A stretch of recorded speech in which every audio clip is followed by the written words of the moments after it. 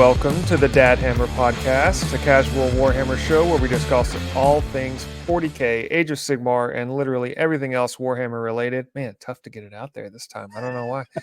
So, whether you are a beginner or a seasoned veteran, we're glad that you've joined us on your Warhammer journey. Even if you stutter through the intro, we're very glad. I'm glad that I'm here, and I am joined by my friend Medicae Steve. Steve, how you doing? How good, my friend. How are you? I'm just happy to be here. It's great, man. It's good stuff. I'm tripping through the starting line is what I'm doing. It's okay. It shows you're human. and I'm excited as always to talk Warhammer, and we actually have a ton of stuff to talk about, which is really cool. But yeah, it's good to be here, and I mean I don't know, some episodes I'm more excited than others. Yeah. And I think this one, because there's actual real news releases, cool stuff on the horizon, and so maybe that's it. Maybe it's just the nerves and being so excited about the content. We'll just say that, and it's not because I'm human. I'm actually a Cylon. Well, so we got a lot to talk about here. In this particular show, we're going to be discussing the brand new surprise, actually. Well, surprise to me. I mean, maybe it was leaked online or something, but surprise to me, the new Imperial Agents Codex. Very cool. Man, there's all kinds of inquisitorial implications there. That's a mouthful. But very excited there. They've even showed off some Battle Force boxes. So 3 brand new Battle Force boxes, new miniatures, new codex, brand new stuff. Very exciting. We're going to get into that. And then we're also going to talk about the Space Marine Adventures board game. It's a standalone adventure released in Target stores in the United States if you're here in the US. And pretty cool, just like a box game. They've done these in the past. And Steve, I know you picked one up previously, so this was a little bit of a more modern take on it. So we'll talk about that. And then finally, they have the new starter boxes for the Age of Sigmar 4th edition. And there's several of those. And I've got a few thoughts on at least some of the releases and what the contents are of those. So lots to discuss. Really, really cool.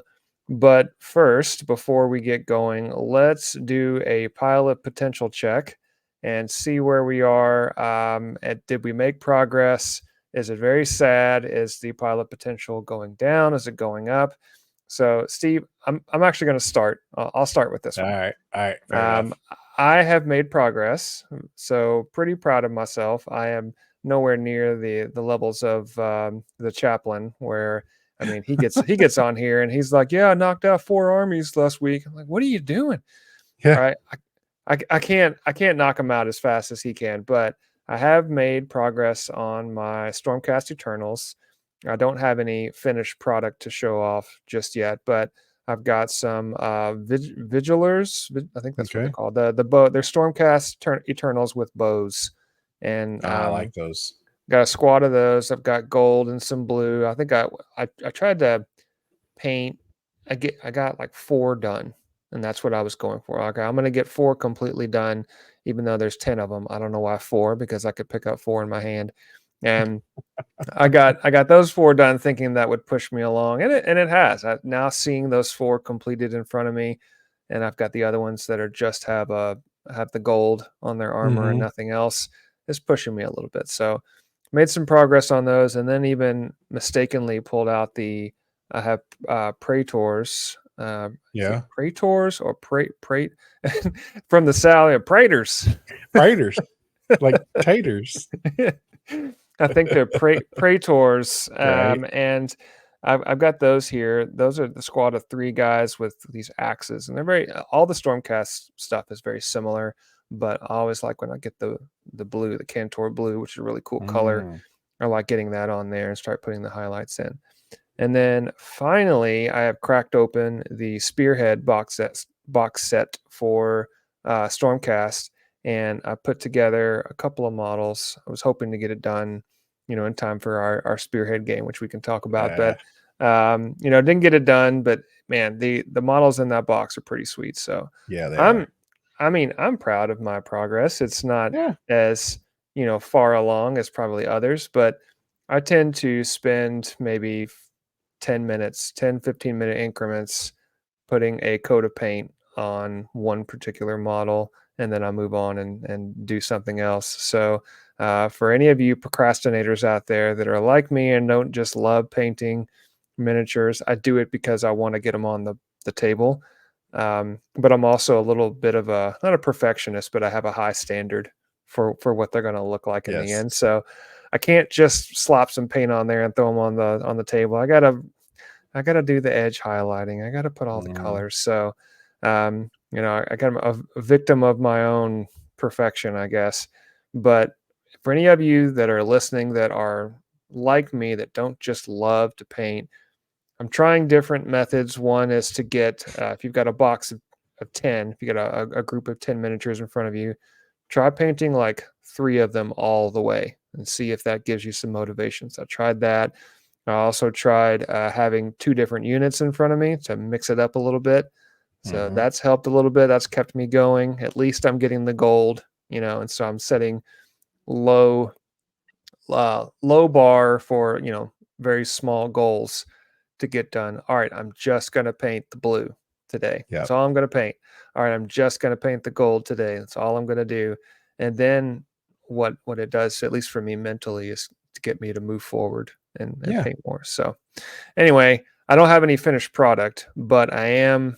It's like I'm halfway through digging the hole. I just gotta tomorrow, just like a blue collar job, I gotta pick up the shovel and start digging again, right where I left off. That's right. So it's gonna be there when you get there. Yeah. Oh yeah, it'll definitely be there. So that's where I am, Steve. What about you? What's your pile of Well, potential look like? Apparently bigger. Yeah. As my hobby journey usually goes, it's, cruise control, 75 miles an hour, turtle in the road, squealing brake check, and two-wheel turn off onto some dirt road. And I have taken a dirt road at the moment, and I'm calling it Secret Project Necromunda. No. So I know I said for a long time, I was like, I don't really think I'm interested in that game. Yet apparently I am. So uh, um, we were, my buddy Steve and I were talking about it, and we just, I don't know. I don't know where it came from. Some of it are little prelude into the choose your own adventure kind of stuff is sparked me. I was like, man, I just love this like hive life kind of thing, and this like under hive scummy world, and I just can't get away from it. Like those are my favorite novels. It's the lore. I just love it. And they put those models out a while back, the preview for those Malstrain Gene Stealers, and that really twisted one. And after that, I was like, oh man, okay, let me look into this a little bit more. So my buddy bought the Ash Waste box. I bought the Codex, which, by the way, if you all think any other Codex is thick, this is like science textbook thick. This is a serious this is a serious core book, man. So I bought the core book, putting together a little gang of Orlocks, and I do have that new Hive Secundus box Cool. on pre-order. It's not a great box as far as value wise and stuff, but it is very, very cool. And you look at this game, this is not a beginner game by any means. It's very complicated. I read somewhere that it's meant to be broken. Literally, the rules are almost exactly the same as they came out in 1995. They've just fun. put new rules on top of new rules because Okay. it's not meant to be a competitive game. Okay. I think there's a weird purpose. It's a very strange under culture of wargaming. I'm finding out, but it's really Yeah. cool. It's just very complicated. Every shot matters. Every melee punch or swing happens. That everything matters. And you go back to the old like templates and blast indicators and all that kind of stuff. Cool little special dice. So we'll see. We'll get around to it. I mean, you could play with as few as like 5 models or 10, 12, depending on basically what kind of points you want to look at. So yeah, man, and I've actually been firing up the 3D printer and printing out a whole bunch of terrain because, I talked about it. It's probably been a year ago. I was really interested in kind of theming out my terrain pile in that Zone Mortalis Yeah. slash Sector Mechanicus look. Hmm. So I'm finally getting around to and the printer's been running solid for like 3 days. Just kind of every chance I get, I put a new file and let it keep going. So, I mean, there is progress. It just, like I said, we're on a side quest at the Side moment. quest. You know, Yeah. and that's it's funny that you speaking of side quests, we did, for those that have been listening with us every week, we started doing the choose your own adventure. I still have yet to end that, but It's okay. we did 2 sessions of the choose your own adventure, and I mean that was fun, right? We had a good time. It Yeah. was a Oh real yeah. quick little thing, like 10 minutes of a Q&A. For those that have not heard, I did a Chat GPT choose your own adventure style going through the 40k universe, and it was a specific mission of an inquisitor, no less. And that was fun. And what's funny is that you took that and that inspired you to go buy the Necromunda stuff Yeah. and get involved with that. And for me, it got me into the tabletop role-playing game Wrath and Glory. So for, again, those that are not aware, there's actually several role-playing games. I'm talking Dungeons and Dragons, Yes. Theater of the Mind, books, dice for Warhammer. Nothing official from Games Workshop. This one's from Cubicle 7 that I picked up. And there's a lot of different ones, but Wrath and Glory is one that I picked up the core rulebook for. And I'm reading through it now with the idea that we may start a little campaign, see what's going on there. And that, I mean, Steve, I'm kind of with you, man. I like the lore of Warhammer and all the Hmm. space travel and the big battles and space marines and orcs and chaos and all that stuff's really cool. I like it. But to me, going into the Warhammer Plus side, one of my favorite shows was that Interrogator show, Oh yeah. which had nothing to do really with space marines or any of the Emperor stuff. It was all like the underbelly type stuff. Yeah. The average Joes trying to make their way and dealing with all of the insanity that is the grim dark future. So, reading through this Wrath and Glory role playing game, it's pretty cool, and I'm probably gonna we'll start up a game at some point just to maybe run a sample adventure on this podcast, depending on how long they take. I still gotta go through all the rules, but it's all D6s, and you get these different points for. But what I like about it is that a lot of the terminology, as you can imagine, ballistic skill, weapon skill, Hmm.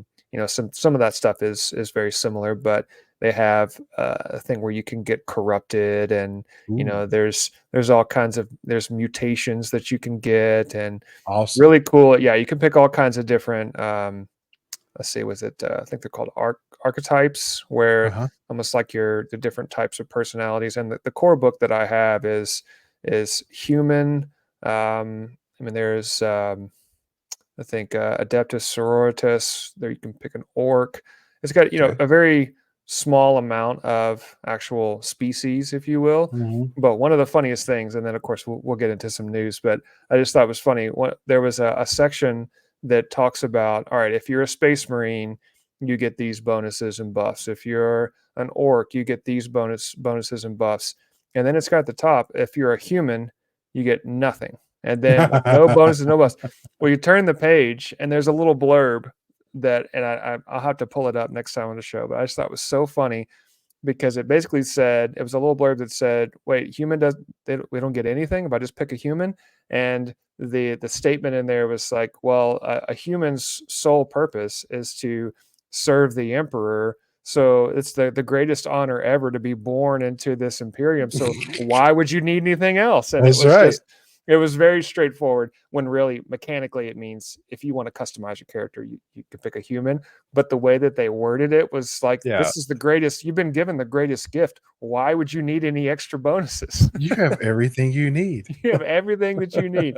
That is awesome. That's So so funny. I'm excited to read more about it and try to put together an adventure, and maybe we'll run a little bit of that on the show. I don't know. We'll see. So if that's something that you'd be interested in listening to, drop us a line. Let us know in the comments, whether it's on Spotify in those comments or YouTube. Throw a comment in there for us, and just let us know what you think. If you've played Wrath and Glory, if you have any opinions on it, if you've never heard it and you'd love to hear more about it, we just like to hear from our fans and our community. So please let us know. Okay, with that, talked a lot about our pilot potential and some side quests. Let's get into some news, and we have quite a bit. I was surprised, and I always like to be surprised with this kind of stuff. It always makes me happy. The new Codex, brand new Codex, is coming out. I didn't see this coming, but then again, I'm not looking at, I know I try not to look at spoilers. I don't like surprises spoiled for me personally, but I know some folks really like that. They like finding out the hidden, I never wanted to know what I was getting for Christmas. I don't like to have my presents. And yeah, exactly. I want to open it up and be surprised at the sweater with the bird knitted on it, to quote the Home Alone line. But in this case, we got a brand new Codex, Imperial Agents, which for those that have been loyal listeners to our show, we have been talking about wanting an Inquisitor army for quite some time. I know I have really wanted. Oh man, I've been wanting it ever since they started showing off these new models here and there with the long scrolls and these extra agents. Now they've done it and got a full on army dedicated for this. So let's get into this part. First of all, the cover I think is really cool, Steve. I don't know. To me, that just says Righteous Fury on it. That's what it says. What do you think of this cover? I see judgment tokens everywhere, man. No, that's Botan. Oh yeah, sorry. No, that's heresy in the Botan world. No, I think this is just perfect. Just the mountain of skulls and the little cherub, and just it's just so good, man. Yeah, so good. I love it, and we'll get into some of these things here. For those that are watching on YouTube, I'm not going to go super deep into these rules, but because that's honestly whenever they release a new codex and they show these little screenshots of, hey, here's a snippet of the rules, whether it's detachments or stratagems or something like that, usually that gets people all in an uproar where they're saying, they're so weak or they're so overpowered, when really it's just like a small section of the overall codex, and it's very difficult to glean any real information out of these things. But they're here, so you might as well.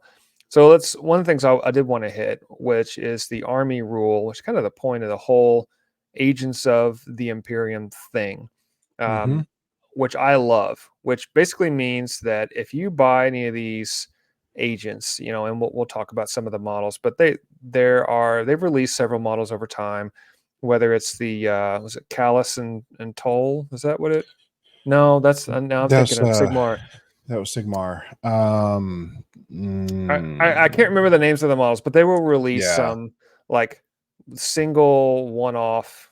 There's a sniper. I actually have one from one of the free miniatures from Warhammer Plus, that subscription. So they'll release these little one-off miniatures every so often, and they are Agents of the Imperium. And I was always thinking, well, what the heck am I going to do with this one guy? And you could throw it into a Space Marine army if you wanted to, but why would you? And well, then they started to release more and more of these things, and I'm like, oh man, okay, so here we go. So basically, what they have here, they have this Imperial Agents army rule called Assigned Agents, where they give you a limit of number of assigned agents that you can take into your existing Space Marine army. So there are some limits. You can't just fill it up. But what the cool part about this is that you could buy some of these miniatures that we'll talk about that are coming with this Imperial Agents Codex and army. And you don't have to buy all of them to field an individual, like an Inquisitor army that we're talking about wanting. you could just buy a few and add it to your Space Marine army while you are building up more to have a separate Imperial Agents army, which I Yes. think is the coolest thing. Now because that's what we've always talked about with Kill Team and Hmm. with Warcry and Age of Sigmar. You want to, if you're going to get into another game, you want them to overlap a little bit so that you can play both games. Steve, kind of feels like that's what they're going for here. And I mean, is that the way you're reading this? Yeah, because and we'll get into it a little bit when we look at the boxes and stuff, but this is it's just long overdue. Yeah. They really needed to throw this in there. I don't know. It just it's this is very lore accurate, and I feel like you're gonna be because they're never gonna really. Well, I say never, but it's gonna be hard to field an entire like inquisitorial 2,000 point army, right? Mm-hmm. Because I Mm-hmm. mean, there's not going to be big units, and they're always in all the books and all the lore. They're always attached to larger, more powerful That's things, true. right? And I like how they are going about this. I'm very excited about it because you can. There's so much you can do. You can like do a combat patrol box here, combat patrol box there, mix Mm-hmm. and match a bunch of stuff, and then blammo, you got a really cool, really eclectic kind of army. And I'm gonna throw a little controversy out there. I think that the Custodes should always been in this and not their own faction. Sorry, everybody. Oh, uh, I, Henry I like Cavill's coming for you. it might be. I give him my address. My Okay. wife will love it. Yeah, that. Anyway, but so lore wise, I know the Custodians have been out quite some time, right? But they never truck off and fight as just this huge, big army. I mean, Mm-hmm. originally before the heresy, there was only 10,000 of them. Don't even know how many of them were killed off through the whole Civil War. There's a lot less than 10,000 now. Mm-hmm. So they don't have a lot of they're always in the books. They pop up like 2, 5, 10 of them, right? There's never a whole contingent of custodies. I can't imagine how bad things have gotten, even in the 41st millennium, if things are requiring a whole bunch of custodies to show up. Um, but that's just my opinion, and I get it. It's okay. I'm not, but it would add some flavor to this. But I think they have the agents of the Imperium uh keyword in their codex. I could be wrong. There's a lot of agents of the Imperium, and I'm not sure if they're going to Yeah. change a lot of that, but I've seen it in other stuff that I have. So I'd have to Well, look to verify it. I just wonder, like, they are going to release some new models, and we'll Hmm. segue into that. And what's interesting, and I'll put these up on the screen here. They've got this one guy here, and I got to pull up my notes to make sure I say this right. But it's an Inquisitor, Yes. um, and I'm trying to think. I thought I had his name here somewhere, Cor- but oh, here it Cortiaz is. or Lord Cortiaz. Lord Torquemada Oh my Cortiaz. gosh. Like, who It comes up with reminds, this? it Anyway. reminds me of Monty Python. Tokamata. But It's I mean, this is I think they had a miniature recently that looked like Mhm. this. I saw some people griping about it. I don't really Yeah. think this model looks all that great. Like, Mhm. it looks a little derpy to me, and it's got this double-headed eagle bird. Yeah. But of course, in order to make it fly, you have to have like tactical rock with this tactical Tactical steel stick. beam. Eh, I, this just is not doing it for me at Mm, all. I don't like this. I don't like this model. I don't like his name. It's way too long. mhm. Um, However, they did show off some of the benefits of using these units where it's a blessed wardings, where while the bear is leading this unit, and I can't remember this guy's name. It's the witch hunter looking dude with the Yeah, top hat yeah. and the monocle. I can't Uh-huh. remember his name, but while the bear's leading this unit, you get a 6-up invuln save. Well, that's cool. And then there's the power of the rosette. Each time you target this model's unit with a stratagem, roll 1d6 on a 3+, you gain 1 CP. So it gets you some command points back. and they're just giving it. And I'll go back here. They're going back to just to talk through some of the extra rules, but they've got this detachment rule for the Imperialis fleet where you Mm-hmm. add 1 to the hit roll, and there's another one where you improve the leadership and OC objective control by 1 and get a 5-up invuln save. So we're getting a taste of some of the Yeah. rules and buffs. Nothing is just standing out and saying, "Oh my goodness, what an amazing army this is going to be." I think this is going to be one. The Imperial Agents army is going to be interesting. I don't know if it's going to be overly powerful or terrible, or I think it's just going to be something that maybe few people run as their primary army unless they really Mm-hmm. like the flavor. But it's going to be something that they add on, and you've got a smattering of units that you want to throw together. In my I think opinion, it's gonna be a tricky army. I think there's gonna have yeah. there's gonna be a lot of synergy stuff in there, and depending Hmm. on how you put your list together, I think the synergies will change. I think you're gonna have to be a pretty seasoned player to soak out Yeah. all the benefit out of it. You know how you and I talk about, like, we'll play and we get by, but we'll forget, like, oh, I had all this stuff I should have been using. I think this is going to be kind of ratchet that up a little bit. I think you're going to have a really, really tough time sticking to a game plan if you don't if you don't really know what your buffs and synergies are and who helps who. Hmm. I think that could be tough, but that's fun if you want to do that. Yeah, I That's mean, a good time.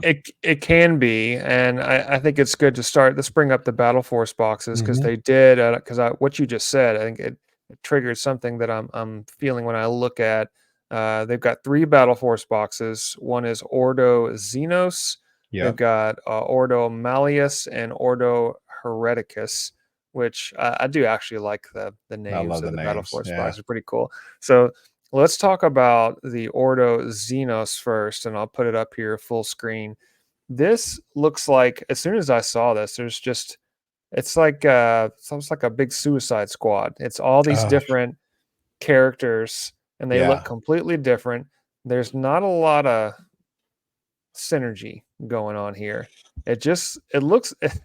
I mean, Yeah. I don't know if it's a bad thing, but it looks like maybe a small child or a large child, like an adult, went into the Warhammer store and said, "Ooh, I'll take that. Ooh, those guys look cool. And hey, purple robes." And they took all this stuff home, put it all together, and threw it on a board. And this is the result. That's kind of what it makes me feel like in this Battle Force box. I mean, or like a circus, like a traveling circus. Yeah, Land of Misfit Toys. Uh, like, Yeah, very Yukon much so. Cornelius pops out with a Oh my gosh, very pickup. much so. I will tell you though, this one's my favorite, Mine and too. uh, and I'll tell you why. Because I could pretty much build this box now, minus a few things. Like, I already have the Star Striders, which is up in the top left, like that whole Hmm. top tier. That's a Hmm. kill team. I already have a Death Watch kill team because this is when I was, like, in my kill team phase. Hmm. Um, what I would have to get would be the Inquisitorial Retinue, which is another kill team, Yep. and an Inquisitor, and that Navigator is straight out of Dark Tide. Yeah. If you watch Yeah. that, and that Corvus Black Star, that ship is pretty meaty. That's a pretty Well, substantial listen to you dropping the addition to it. So, names, man. well, I know. I It's like read and I it's did. like you got a full night's sleep and It is you had right. your coffee. I would have Like a just called homemade. it the big black and red ship, you know. And I play the game Dark Yeah, Tide. right. But Oh see, I man. mean, this one's cool, dude. I think that, as far as, I mean, this is almost feels ripped out of the pages of one of the Eisenhorn or Yeah. Ravenor novels, and it's just perfect. So It's just how many right on. kill teams are in this then? Well, there's one, two, there's So three three kill kill teams. teams.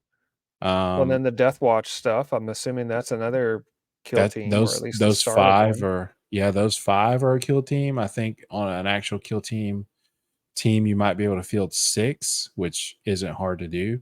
So there's another hidden option here, right?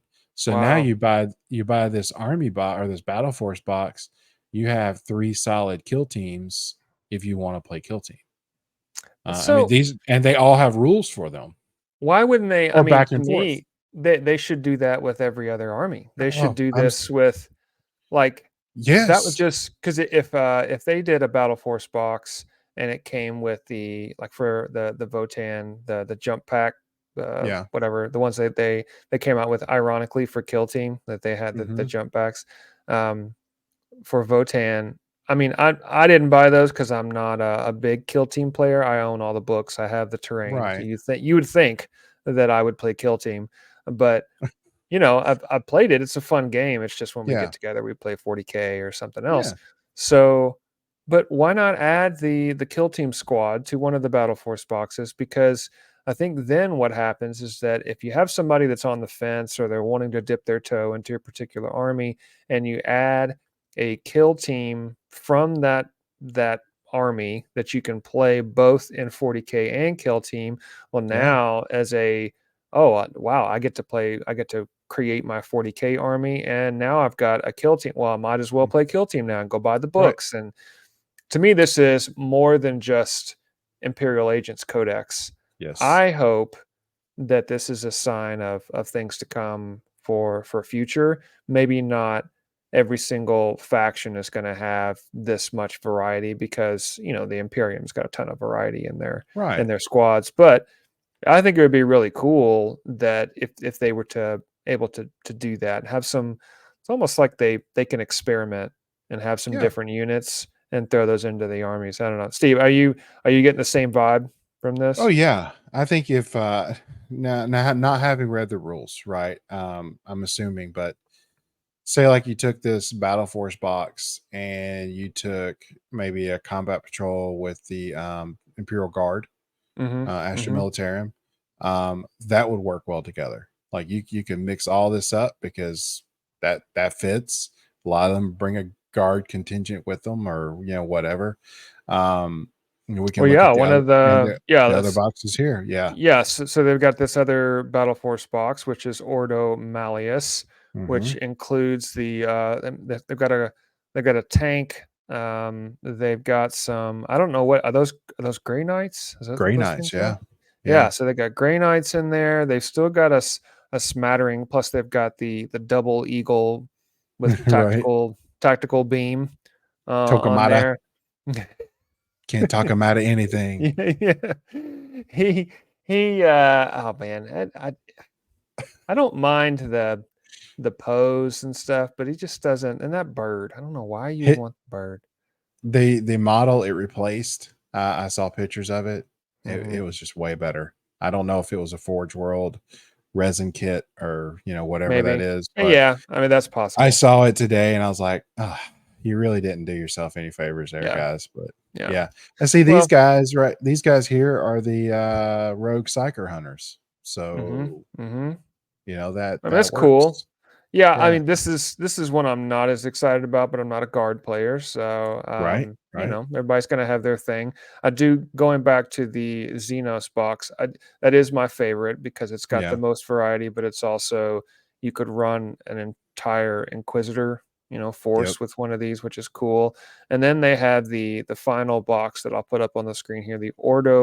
Ordo Hereticus, which Right. is a Battle Sisters box, which to me is like isn't this more like a psyker hunter too, or This would be heretics heretics? and Okay. Well, traitors. well, Yes. rogue trader. Yeah, hence Yeah. the name Hereticus, which makes sense. Yeah. Yeah, see, I'm not real smart when it comes to the to what these guys backstory are. What they did in their first job straight out of college. I'm not gonna know. But it is a cool box. It's much Yes. better than the Malleus one, in my opinion, because you get the the tank with an organ on top The or pipe organ whatever. tank. Yeah, the organ tank, which I think is just insane. It reminds I me love it. of the Mad Max Fury Road with the guitar Oh, the player in the guy. front. Yes. I I mean, that's love it. kind of what it reminds me of. So So, I it, I really like this one though. well, and this one here, there are BDs, kill team up top. Mm-hmm. You got Mm-hmm. the retinue down the bottom. You got a separate Inquisitor you can buy, and then the rest of it, I've got my wife's Sisters of Battle Combat Patrol. If you don't, I mean, and you anything in that you could easily proxy. Yeah. Now that it doesn't have these exact models and stuff, but you could easily proxy those models into Mm-hmm. this. So I mean, this each box is like building on what we've been talking about. And I think you and I've been talking about this for years. It's like the Imperium stuff is so big and so massive, and there's so many things. You get Space Marines, you got the Sisters, you got the Custodes, you got the Guard, you got Grey Knights. Why are we not making that compatible? Why are we not letting people go like I don't want a whole Grey Knight army, but man, I'd love like 5 Grey Knights. Let's throw those guys together. I Yeah. don't know. I like this a la carte idea. And if the rules work out where you could really lean into that, man, that's a home run for me.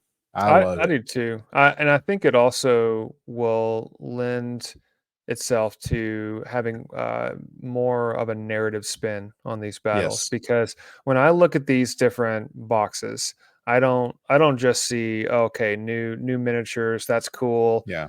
We've got new stuff, new codex, awesome. But the diversity in the miniatures is, and there's just so much going on with each of the models that I think it will help with if you're a crusade player. People are big into Hmm. crusades. This will just add to that. But again, thinking about the Wrath and Glory, tabletop role playing game, it when you even just looking at the miniatures, your mind starts to wander into, Oh man, yeah. I wonder what these guys are doing when the battle's not raging on. What's their job? What do they do Yeah. in their downtime? And I know that sounds kind of stupid, but from a nerd standpoint, that's where the good stuff is. That's where the details are, and that's where the stories are made. Because when you get on the battlefield, that's cool, but a lot of times when you read the novels, all of the character Yeah. development, and it's all the stuff that happens behind the scenes and in the trenches when they're getting ready to take a nap. That's when Yeah. when the crazy stuff happens generally. All adventures start in a tavern, right?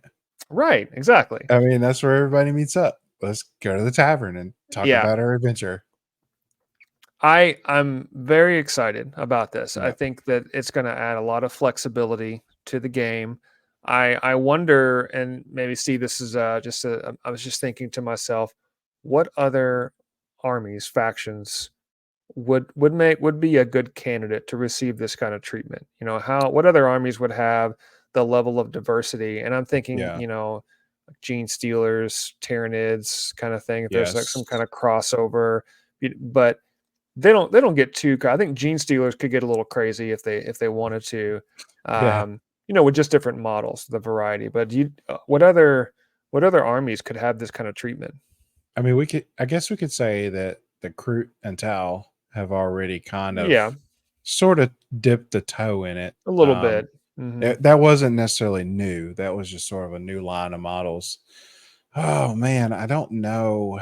But you don't Um, have a crude codex, right? So it's right, that I right. think that would be the next step. Not every single army has to have a secondary codex. Although I do like the idea that if you like the theme and you want to step out a little bit.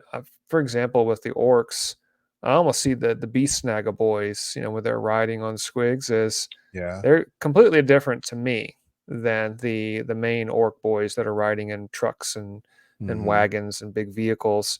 Um, so you could almost do a separate clan and codex just for them, but that still might be stretching it a little bit. I don't know. I don't know what else you could do. Maybe a Gretchen would Well, have their own codex or something. yeah. Well, I mean, you already have, Trader Marines. You've got Death Guard, Thousand Sons, and Chaos Space Marines, 3 separate codexes. But I don't think there's a way to right now to make them work together. Hmm. And what if you made, I don't know, I don't know, Void Warband Codex that allows you to mash these guys up, like, I don't know, call it a Black Crusade, where they're all Yeah. called together, because that's what happens when, you know, Abaddon pulls the Hmm. Black Crusades and stuff in. You'll see all the heretic Marines from whatever uh whatever walk of life they have, Hmm. um you know, bring that in. But right now there's no way to do that. I think having Death Guard and Thousand Suns and Chaos Space Marines kind of mixed together, I think that'd be cool. um does this open up the potential for like a Dark Mechanicum kind I of mean, look? I mean, that's been long rumored, and I wonder Yeah, if that's something that's going to happen with Chaos next, because there's the Imperium's getting all the love right now. Could they do right. that with Chaos Space Marines and have a Dark Mechanicum Codex? Very similar. You have some Battle Force boxes Hmm. that mix in different Chaos forces, but yeah, I think that would be a good option. So, I mean, there's all kinds of Hmm. possibilities here. I'm excited. I think this is a good move for Games Workshop to maybe even have players dip their toe into other games that they Hmm. not just 40k. So Totally. well, really cool. A nice surprise. I wasn't expecting it, and very very cool. Hopefully, we can get more details in the future. My expectation is that this is still a few months away from release, but Oh maybe yeah. not. I mean, they showed off the book, and but I would expect them to drip Yeah. feed a little bit. Maybe a couple months from Yeah. now, 2 3 months is when I'm we'll see sure some pre-orders. there will be another codex probably come out with it. It feels like they're Prob doing two at a Yeah, time. Yeah. probably. Yeah. Well, we'll see. Very cool. All right. Well, let's get over to the next story, which would be the brand new Space Marine Adventures Tyrannid Attack boxed game. So this was announced. They had done one in the past. This is sold, and if you're in the United States, this is in Target stores. But if you're elsewhere in the world, I know we've got listeners all over the globe. So this is just a department store that's fairly popular in the United States, and I think they've just got some kind of partnership with Games Hmm. Workshop where they'll release some games. This is more of a family, I would say family friendly, but there's nothing really family friendly about Warhammer. But I mean, this is the approachable version. Yeah. It's a box game. Here's how many players. Here's how long it takes. You know, that kind of thing. This is called Tyrannid Attack. It's got 5 Space Marines in it: Brother Raphael, Brother Lucas, Sergeant Maximus, Brother Vorn, and Brother Adrix. So from the different chapters, it was at Salamanders, Hmm. Space Wolves, Blood Angels, Ultramarines, and then I can never remember what's the Iron Hands. Iron Hands. Thank you. So I mean, you know, it's cool to have some representation. They have them all painted up here on the Hmm. screen. These are the miniatures that you get, but of course, in the actual box set, and I'll put the screenshot here. The actual box set, nothing is painted. They do a pretty good job. They give you at least the miniatures are in their own separate colors, so you've got Yeah, the Monopoly feel. Well, not that's Monopoly. right. What am I thinking of? Sorry, or well, whatever other game. Pick your kids game with the different colored miniatures on there. And what I think is interesting is they've got it doesn't, I mean, it's a box game, so it's got to be Hmm. pretty tight with the contents. But you get some cards, you get I think 3 double-sided boards, which represents a space Hulk, and that's the whole thing. Right. You've got these 5 Space Marines that are coming in to go up against Tyranids, but they don't give you Tyranid plastic models. You get these little Tokens. little tokens to Yep. represent the Tyranids, which is fine, whatever. But hopefully, this to me, just looking at this, Steven, and to me, this looks like a game you can complete in 30 45 minutes. Is that Oh kind of what you're yeah. feeling? Oh totally. And I you think bought you the can. you bought the Necrons one, right? Last year? Right. I think it's probably the one before this one. Okay. I would assume that was the last one. I was Hmm. literally in Target, rolled by, and I was like, that's $25. And there's 5 Space Marines in there. I'm taking that home. I don't care what Yeah. it is. Yeah. And it's exactly like this. It's a little dungeon crawler, but you could come home with this, snap those suckers together because they are the push fit, but Push fit. they're also the easy off the sprue ones too. Like I don't know how they do it, but they are not hard on the sprue like everything else is. Like you could Mm. just take clippers and you wouldn't have to clean up many mold lines. They're like the little hero Space Marine boxes from the firstborn ones that you can get that Mm-hmm. they don't sell Mm-hmm. anymore. Exactly the same thing. Snap those jokers together, and in an hour you could be up and going, probably no problem. And having read through the rules and just walking through a game. So if you had kids or something like that, and you just wanted to go and have some fun, it's not hard. The rules are very easy, kind of cool actually. But it's exactly the same as this. Could have been Terminators. That's all I'm saying. That would have been cooler. Yeah. I mean, In a space. this is like yeah, exactly.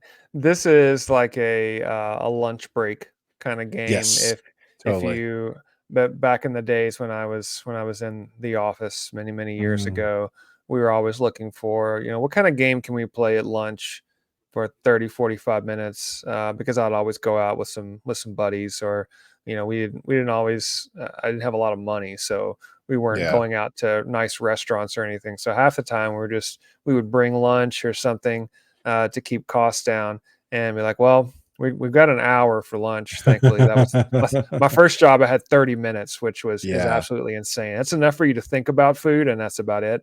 that's And it. so we would have an hour, and we started playing games like Zombie Dice. If you've never played that, it's Oh, just okay. very simple dice game.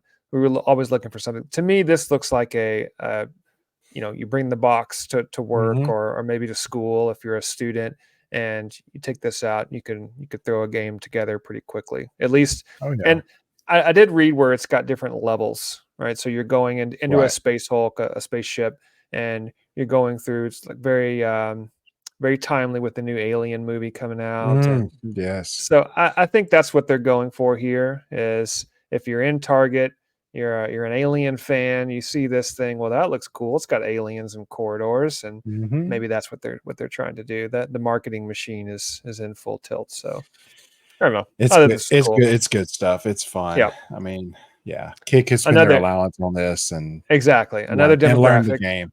Yeah, That they can hit, and then maybe they stumble into a Games Workshop store, because that's right. that's the leap. You go from, a cute little box game with 5 miniatures and cards into this massive Yeah. thing, and now you've wondered what happened. But Hmm. anyway, very cool. All right, the last thing that we'll hit, and I'll throw this up on the screen, is the Age of Sigmar starter sets that are Yeah. now coming out. They've released the full Skaven Tide box set, which I have, started to mess around with that. A very impressive box set that came with the rule book and the cards. And Steve, you and I had a chance to play our first Spearhead game, Hmm. which was a lot of fun. Highly recommend. Especially, I know we've talked about all 40k, but even if you're a 40k player, definitely check out Age of Sigmar. It's a different game. It's a lot of fun. There's just some things. I mean, for example, something that just blows my mind, being a 40k player primarily, is we were struggling with the charge mechanics because they're so simple. Like if you've got two units that you're charging into, you don't necessarily have to declare a unit that you're charging. You just charge in. And so Hmm. if it's 8 inches to get into melee range or combat range, as they say, in a particular unit, and you get there and you happen to be also close to two other units, well, you can go attack them if you want That's right. during your combat phase. So you're really just charging into battle, and then you do you, is basically Who what wants a little? what the rules are, which we struggled for like 15 minutes trying to make Yes. sure that we were doing it right. But no, that is it. You can attack whomever you want, which is pretty cool. But anyway, this first introductory set. So they've got 3 different box sets that they're releasing outside of Skaven Tide. So they're just like they've done with was it Dominion?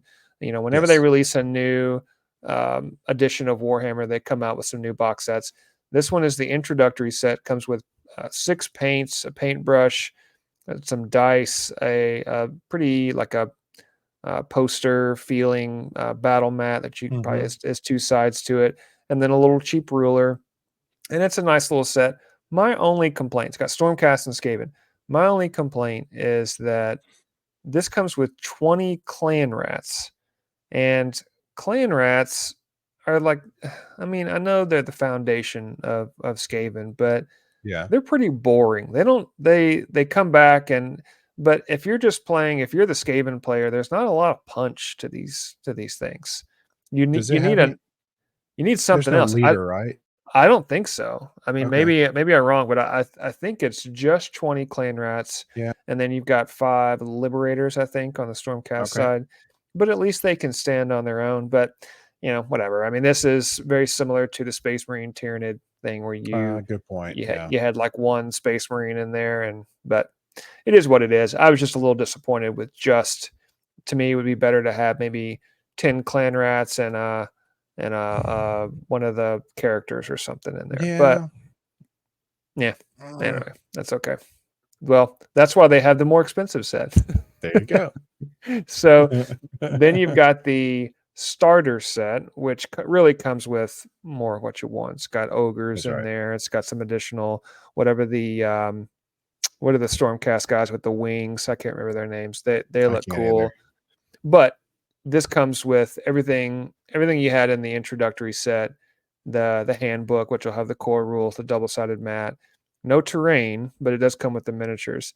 Steve, is this like I know like from you didn't pick up Skaven Tide, but so far, if you were a new player picking up one of these box sets, would you start here, or would you actually, because price point matters, would you Yeah. go with the introductory set? So I will say where the introductory set does win a little bit is it does come with the paint. That's true. So you could get by and at least paint these guys. Mm-hmm. And it the price point will be low enough that you're not like irreparably tied to one faction. So you could have just enough of a smattering of stuff. Like if you wanted to go Skaven, well, now you Mm-hmm. got 20 clan rats and you can just kind of build from there. True. I guess saying five, 5 Stormcast, that's not a lot of models in the scheme of their army or anything like that. You're Yeah. still gonna have a tough time building from this. But if you've never played, don't own a single thing, and this is your first foray into it at all, including model building, at least you got the paint. I mean, that's Yeah, what that helps. I guess that makes up for some of it, I maybe mean, that's including the paint. 20 something bucks worth of paint right there, Yeah. probably, Yeah. give or take a little bit. So that might Mm-hmm. help it depending on where you're at. But if you got some stuff that the next one of the The starter set, starter set. that's a Yeah. pretty good. That's not bad. And Yeah. depending on I would imagine it's about $100 probably. Probably 75, more. 100 I bucks. would say more than that. I would Yeah. say the introductory set is probably at the $100 price point. Is my Okay. guess. And then this starter set's probably like a 150 maybe. Maybe. I mean, because it comes with really, I mean, a good It's a collection of good bit of models. mhm. Yeah, where you can start and you can play a small game, and then finally they have the ultimate starter set, which I think they got to pick a better name. They've got starter set and then ultimate starter set. I mean, Yeah. they ought to come up with a cooler name for it. But then again, if you call it something like Dominion or Mhm. Leviathan, then what does that even mean? So Right. introductory starter and ultimate starter. Sure. I mean, this one comes with all the models you want, the character models, and then some terrain. So essentially, and it looks like it comes with all the spearhead stuff because I Yeah. believe I see in the background there the Fire and Jade logo Oh, yeah, you for, do. and I probably should read it a little more carefully, but it is essentially the Skaven Tide box minus all of Right. the extra goodies that you got with that. But um, this one I would think would probably be in the 200, maybe even 250 mark, depending. I don't know if it'd be Let's see, that high. you 'Cause think the box 200? set was what? I'd say like, 175 to 200. Okay. It might surprise me. It might be even less. I don't remember. I remember the ninth edition, it was with the recruit. There was one in between and then the command. And Yeah. I think they went 50, 100, and 150. on those. Now that was 9th edition 40k, so it's been a minute. It wouldn't surprise me if these were like 75, 125, 175, something like that. Maybe I don't know. I'd have to. That's still a good I'm just value, guessing. though. That's not bad. I mean, you'd have a lot of stuff right there, and if you went in on it with somebody, you had a friend or whatever, and you split it. Yeah, I think too, just from playing. I mean, we played our Spearhead game in Age of Sigmar, and I have some terrain left over from previous Age of Sigmar editions, and so we had that. The board for a Spearhead is very small. It's tight. I mean, I don't mean that in a bad way. I mean, it's small intentionally. It's very narrow, Yeah. so there's barely any room to deploy, and because you don't do a lot of ranged attacks, you have some, but it's very minimal shooting. Terrain doesn't really matter that much. I mean, it almost gets in the way.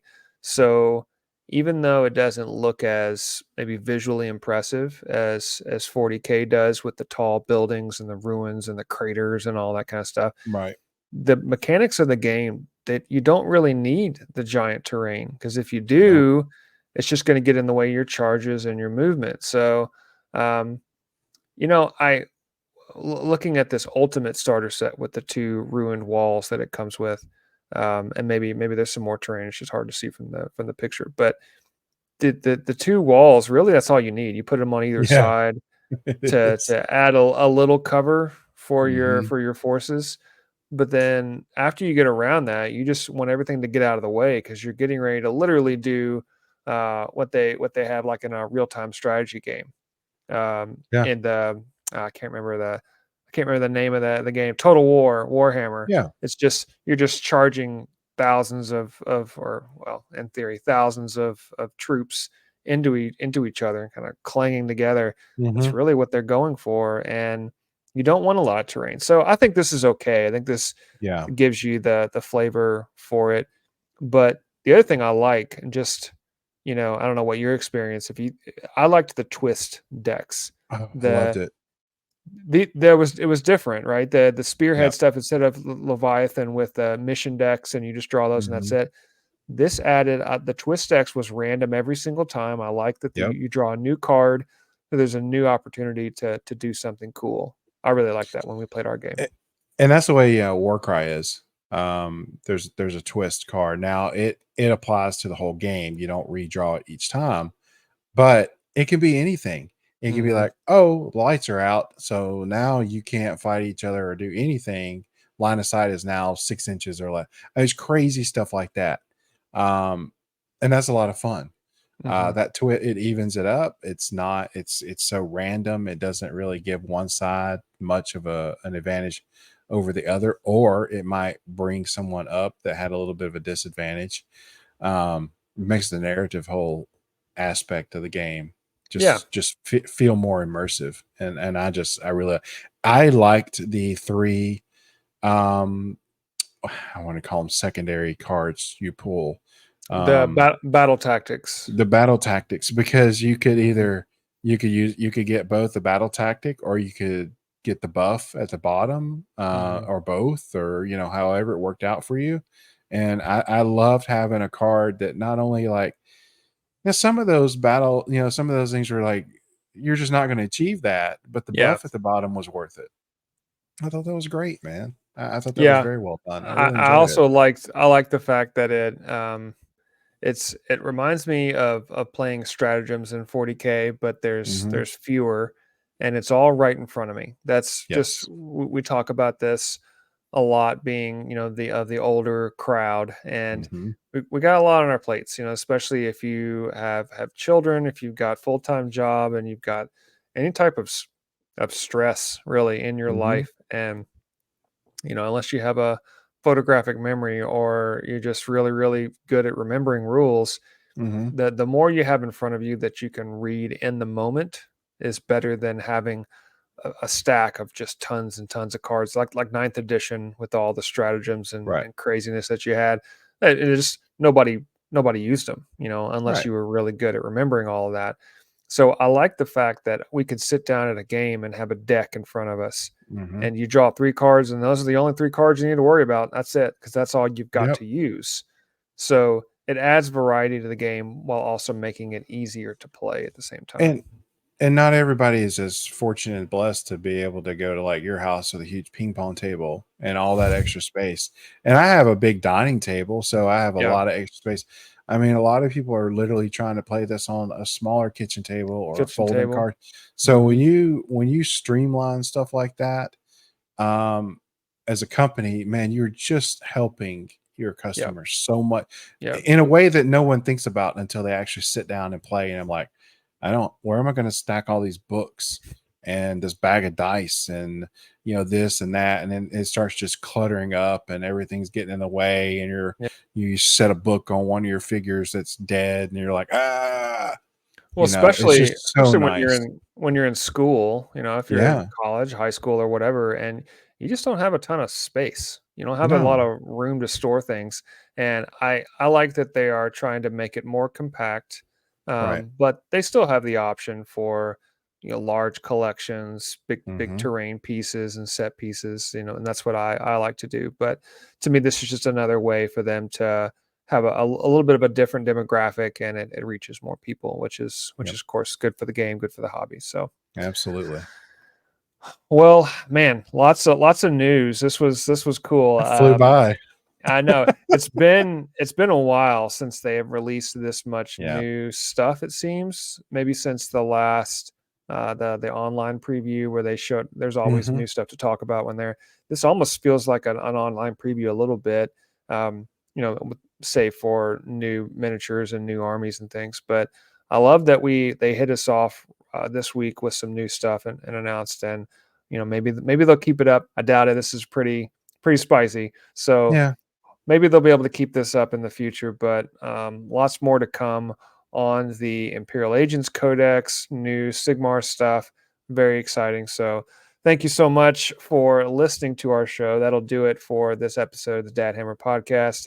Thanks to Medicae Steve. I am David the Warboss. And until next time, remember that all of your pile of potential boxes can double as terrain, and we will see you next time. Take care, everyone. See you, friends.